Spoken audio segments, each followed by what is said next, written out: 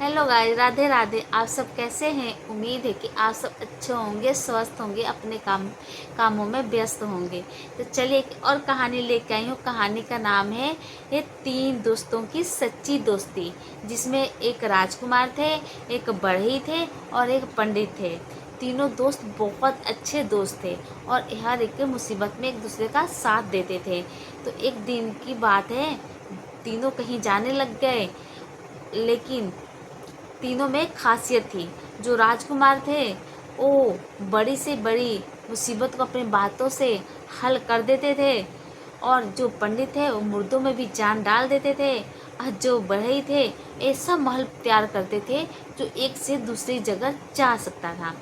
तो फिर तीनों दोस्त कहीं जाने लग गए तो रास्ते में बहुत बड़ा जंगल आया। तो फिर जो बढ़ई थे और पंडित जी थे वो तो साथ में जाने लग गए, लेकिन जो राजकुमार थे वो रास्ता भटक गए।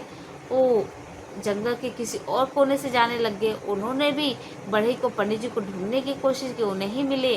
और पंडित और बढ़ई भी राजकुमार को ढूंढने की कोशिश की, वो राजकुमार नहीं मिले। तो दो दोस्त एक साथ हो गए और राजकुमार एक साथ हो गए, तो सब बिछड़ गए। तो राजकुमार थे वो चलते चलते एक छोटे से कस्बे में, मतलब जंगल में पहुँचे। जंगल छोटा ही सा था, पहुँचे।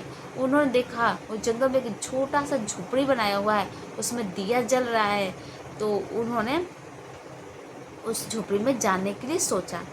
तो उस झोपड़ी में गए तो उन्होंने देखा उस झोपड़ी में एक सुंदर राजकुमारी लड़की रहती थी। तो उन लड़की ने दरवाज़ा खोला तो राजकुमार बोले, क्या मैं यहाँ रह सकता हूँ? लड़की ने बहुत धीमे से बोला कि मैं यहाँ पे कैद हूँ, अगर तुम मुझे यहाँ रहना चाहते हो तो कहीं छुप जाओ। यहाँ एक बहुत बड़ा राक्षस रहता है जो मुझे कैद करके रखा हुआ है। तो राजकुमार, जो लड़की थी, राजकुमार को छुपा दी। लेकिन जो उसमें झोपड़ी में एक राक्षस रहता था वो सूंघते हुए आ गया और बोला लड़की से, बताओ यहाँ कोई मनुष्य आया था? तो लड़की बोली, नहीं, कोई नहीं आया था। तो फिर शांत हुआ राक्षस और बोला, अगर कोई आएगा तो बताना जरूर, नहीं तो मैं तुम्हें बहुत गुस्सा हूँगा। तो लड़की बोली, ठीक है, मैं तो बताऊँगी ही। वो मीठी मीठी बातें करने लग गई तो राक्षस भूल गया सब बात। तो फिर बोला राजकुमार कि तुम इसके चुगल में कैसे फंस गई? उसने बोला, क्या करूं, ये मेरे को उठा ले आया था और मेरे को यहाँ रख दिया है, कैद कर दिया है, और मैं यहाँ बहुत दुखी ज़िंदगी जी रही हूँ। तो वो बोला राजकुमार, मैं इसे मार देता हूँ।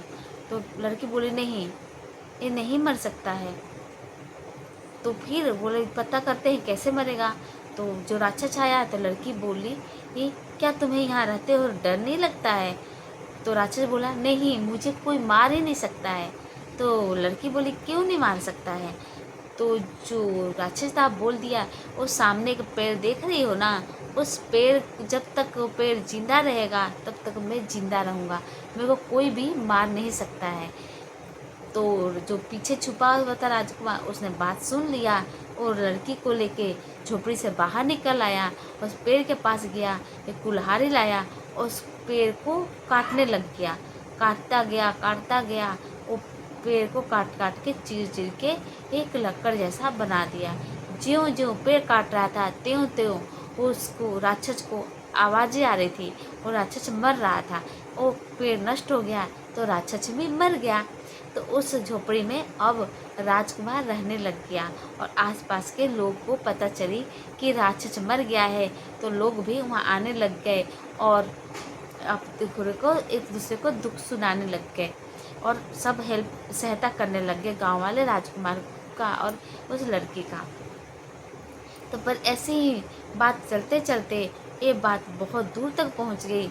जब राजा को पता चला कि इस गांव में एक राजकुमार रहता है और एक लड़की रहती है जो बहुत ही सुंदर है, तो राजा को बोले अपने सैनिकों से, तो वो लड़की को उठा लाओ। तो फिर सैनिक बोले, ऐसा नहीं हो सकता है, उसके साथ तो उसका पति राजकुमार रहता है। तो बोले, कोई बात नहीं, उसको मार दो। तो उस राजा के सैनिक आए और राजकुमार को मार दिए और लड़की को उठा के ले गए। तो राजकुमार लड़की थी, वो बहुत ज़्यादा ही होशियार थी।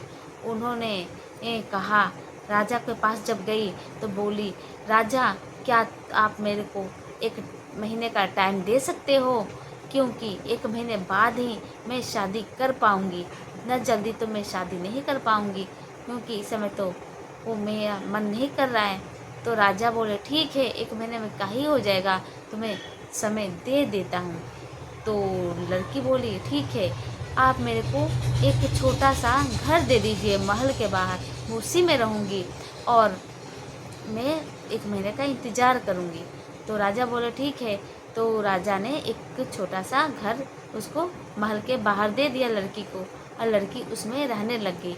और वो सोचने लग गई कि कैसे उसने सुन रखा था कि राजकुमार के 2 मित्र भी थे, एक बढ़ई और एक पंडित, जो मुर्दों में जान डाल देते थे, और एक बढ़ई थे कि वो घर बनाते थे कि एक दूसरे से घर जा सके, एक जगह से दूसरी जगह। तो फिर वो वह घर में रहते हुए सब राहगीर से पूछने लगे, क्या आप बढ़ई और पंडित हो? तो ऐसे ही कई लोग बोले, नहीं। तो फिर ऐसे ही एक दिन 2 लोग जा रहे थे, तो रास्ते में तो फिर लड़की ने पूछा खिड़की से, क्या तुम बढ़ई और पंडित हो? तो बोले, हाँ हाँ, हम ही पंडित हैं। तो बोले, तुम्हारे साथ एक और दोस्त था, वो कहाँ गए? तो बोले, कैसे तुम्हें पता कि हमारे साथ दोस्त था? उनको तो ढूंढने के लिए हमारा। तो लड़की ने बोला, ये तो मेरे को पता है, क्योंकि मेरे पति ही तुम्हारे दोस्त थे राजकुमार, जो उनकी मृत्यु हो चुकी है। तो दोनों आए घर में और लड़की ने सब बात बताई। तो जो बढ़ई था, उन्होंने बोला, आप ऐसा कर सकती हैं क्या कि आप चंदन की लकड़ियाँ कुछ मंगा दीजिए, उससे मैं घर बनाना शुरू कर दूँगा। तो लड़की चालाक थी, उसने राजा को सैनिक को बोल दिया, मुझे कुछ शादी की तैयारी के लिए चंदन की लकड़ियाँ चाहिए। तो सैनिक थे, तो राजा से बोले, तो राजा बोले, कोई बात नहीं, से दे दो चंदन की लकड़ियाँ। और बोली कि मुझे अपने शादी की तैयारी के लिए मुझे भाभी और मेरी भाभी को भी चाहिए। भाभी एक और रिश्तेदार थी, उसको भी, बुआ की लड़की को भी बुला ली। तो फिर इस तरह उसके घर 2 लड़कियां भी आ गई, उसकी भाभी और उसकी ननद भी आ गई। तो फिर इस तरह उसके घर में अब चुपके चुपके घर बनने लग गया। और जब घर बन गया तो बढ़ई उसे घर को दूर तक ले जाने के लिए बोला, जहाँ राजकुमार का शव पड़ा हुआ था, लाश पड़ा हुआ था। तो महल था, वो उड़ के वहाँ चला गया जहाँ राजकुमार का शव पड़ा था। और जब वहाँ गए तो जो पंडित थे, उन्होंने अपने जादू से राजकुमार को जिंदा कर दिया। इस तरह राजकुमार जिंदा हो गए और रानी लड़की थी, वो भी मतलब आज़ाद हो गई। और बढ़ई थे, उस घर को उठाकर कहीं दूर लेके गए। जब राजा को ये सब बातें पता चली तो वो उदास हो गया और उसने कुछ नहीं किया। और वो बहुत दूर तक जा चुके थे। राजकुमार, पंडित और जो उसकी ननद और की भाभी थी, उसकी शादी भी बढ़ई से हो गया। और ननद की शादी बढ़ई से हो गया, पंडित की शादी और पंडित की शादी उसकी भाभी से हो गया, जो पहले से विधवा हो चुकी थी। तो इस तरह उन सबका जीवन सुधर गया, उनके घर भी बस गया और बहुत दूर तक चल गए। और राजकुमार एक मामूली राजकुमार नहीं थे, वो बहुत बड़े राजा के बेटे थे। तो राजकुमार भी अपने महल में चले गए राजा के पास और सब बात बताई अपने पिताश्री को। तो पिताश्री ने भी वो सब बातें मान ली और लड़की को अपना लिया। और दोनों लड़की और राजकुमार एक महल में सच्ची तरह रहने लग गए और पंडित जी को और बढ़ई को भी अपने महल में ही रखने लग गए। तो इस तरह उनकी ज़िंदगी बहुत अच्छे से कटने लग गई और दोस्ती के कारण ही एक दूसरे का साथ दिए। तो देखिए कहाँ से कहाँ पहुँच गए। तो इसलिए दोस्तों कहा जाता है कि दोस्ती कीजिए कि तो सच्ची कीजिए, ताकि हम किसी भी मुसीबत में आए तो हमें घबराना ना चाहिए और उस मुसीबत से हट जाएं। मतलब मुसीबत हमारे से टल जाए। अगर बढ़ई और पंडित जी उनका साथ नहीं देते तो राजकुमार कैसे जीवित होते। ये तो चलो काल्पनिक भी कहानी हो सकती है, क्योंकि इसमें तो जादूगर काल्पनिक है, लेकिन कई बार सच्ची भी ऐसी कहानी हो सकती है कि हम दूसरे मित्र की सहायता सच्चे मन से करें। अगर सच्चे मन से हम किसी की सहायता करते हैं तो हमारा कुछ न कुछ ज़रूर, हमारा भी भला होता है।